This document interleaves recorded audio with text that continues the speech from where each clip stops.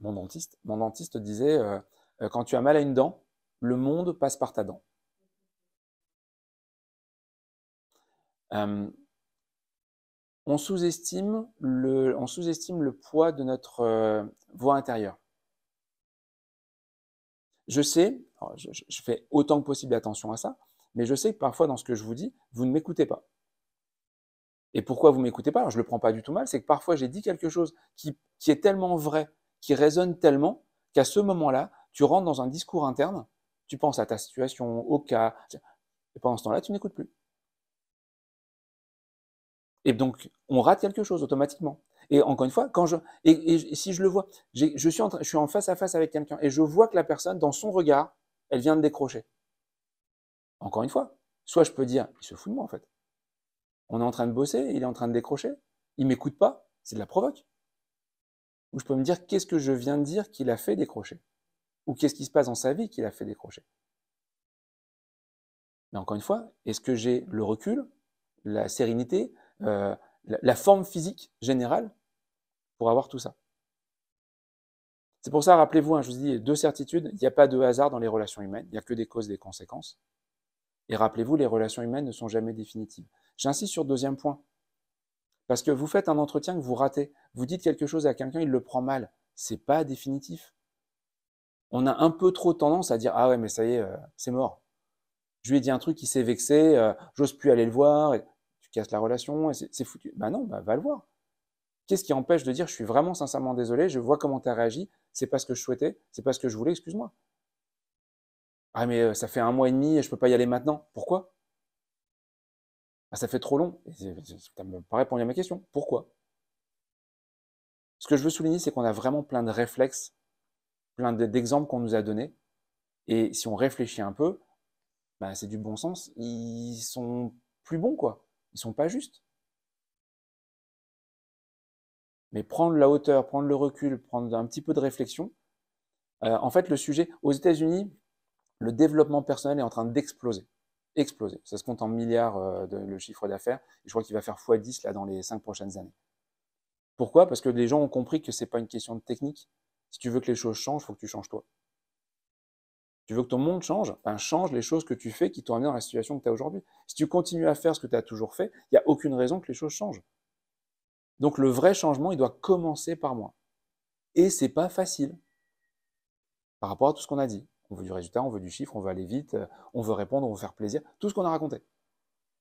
Comment je fais pour prendre du recul, de la hauteur, réfléchir sur comment je fais les choses, pourquoi je fais les choses, et ensuite comment je fais les choses, et que je compare avec ce que je ferais habituellement.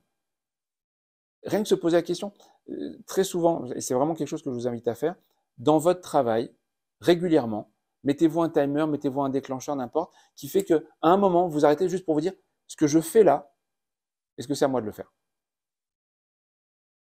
Je le fais avec des chefs d'entreprise parce que très souvent, ils font quelque chose par automatisme, parce que c'est plus simple, parce que c'est plus rapide, parce que plein de choses, parce qu'on leur a demandé.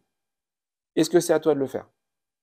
Est-ce que tu as décidé de le faire ou c'est quelqu'un t'a demandé de le faire? C'est deux choses séparées. Et ils se rendent compte que souvent, ils font des choses où ils n'ont pas de valeur ajoutée, donc ça coûte de l'argent à l'entreprise, parce que quelqu'un leur a demandé de le faire. Mais ils n'ont pas vraiment pris le temps de réfléchir si quelqu'un d'autre pouvait le faire.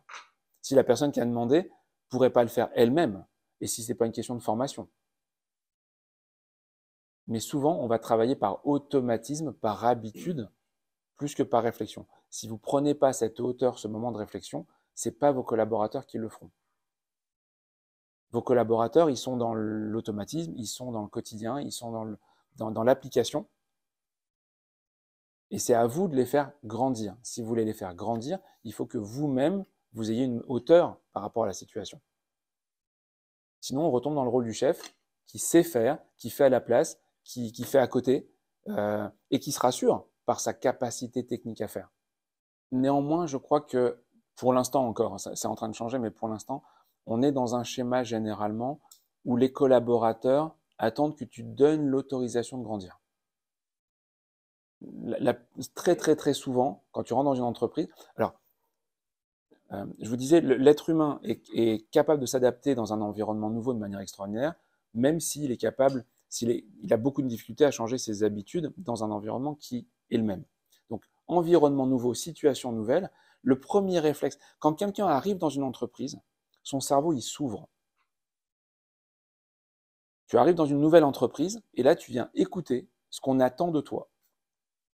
Encore une fois, je renvoie au besoin de reconnaissance. Comme j'ai ce besoin de reconnaissance, quand j'arrive dans l'entreprise, qu'est-ce qu'il faut que je fasse pour obtenir la reconnaissance qu'on attend de moi? Et donc, le cerveau, il s'ouvre. Si à ce moment-là, je suis trop directif, le message que je reçois, c'est « je dois faire ce qu'on me dit de faire ». Et je peux avoir quelqu'un qui est relativement autonome, qui va dire « non, mais dans cette entreprise, mon autonomie, je la garde pour mon activité extra-professionnelle, associatif, parce que dans l'entreprise-là, on ne me demande pas mon avis, on me demande de faire ». Les ordinateurs les plus puissants, alors c'est en train de bouger, mais les ordinateurs les plus puissants, pendant longtemps, étaient ceux qui s'occupaient de la météo. Parce que la météo prend beaucoup d'éléments. J'avais travaillé un tout petit peu avec des gars de la météo, et les gars me disaient qu'en fonction de la période et des récoltes, ça pouvait avoir un impact. C'est-à-dire que tu as des champs qui sont tellement grands que quand il est sur pied ou quand il est coupé, la réverbération du soleil peut avoir un impact sur la météo du village d'à côté. Parce qu'en fonction, s'il a récupéré plus ou moins de chaleur. Voilà. Et ça, il me disait, ces paramètres-là, on arrive à en prendre une partie, mais même pas tout. Les ordinateurs ne sont pas assez puissants pour prendre tous les paramètres en compte de l'évaporation de l'eau, de je ne sais pas quoi, etc.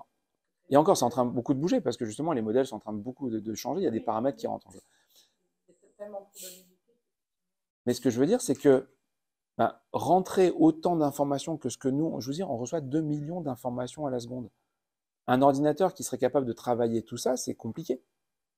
Donc je prends des exemples schématiques, je prends des exemples sortis de leur cadre pour en analyser un l'un après l'autre, sauf que, encore une fois, je vais analyser la situation de mon collaborateur lundi matin dans un cas particulier, mais cette situation que je vous donne à un moment donné, elle peut être différente le lundi suivant, parce que vous n'êtes pas dans le même état, et les paramètres viennent de changer. Il y a tellement de paramètres qui rentrent en jeu. En fonction que tu as mal au dos, que tu n'as pas mal au dos, tu n'es pas la même personne, donc tu vas interagir différemment avec tes équipes. Et c'est ça qui fait toute la complexité. Il faut comprendre les grandes mécaniques. Alors encore une fois, la reconnaissance, c'est vraiment, la recherche de reconnaissance, c'est vraiment un levier très très puissant, très important. Et je crois que c'est encore une fois fortement ancré en nous. Mais il y a énormément de paramètres. Donc je schématise, et c'est probablement ça qui donne cette impression que j'infantilise, parce que je simplifie au maximum. Parce que si on voulait prendre tout en même temps, c'est compliqué. Et encore, je vous dis, vous connaissez la méthode DISC, la méthode des couleurs.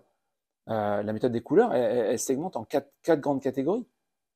Moi, j'ai beaucoup de mal avec ça. On ne peut pas mettre les gens dans 4 cases. Et puis, si tu me les mets dans 4 cases, bah, tu recoupes avec d'autres cases. Moi, je veux bien que tu prennes la méthode DISC. Mais si tu prends la méthode DISC, tu dois tenir compte de son signe astrologique, avec l'ascendant.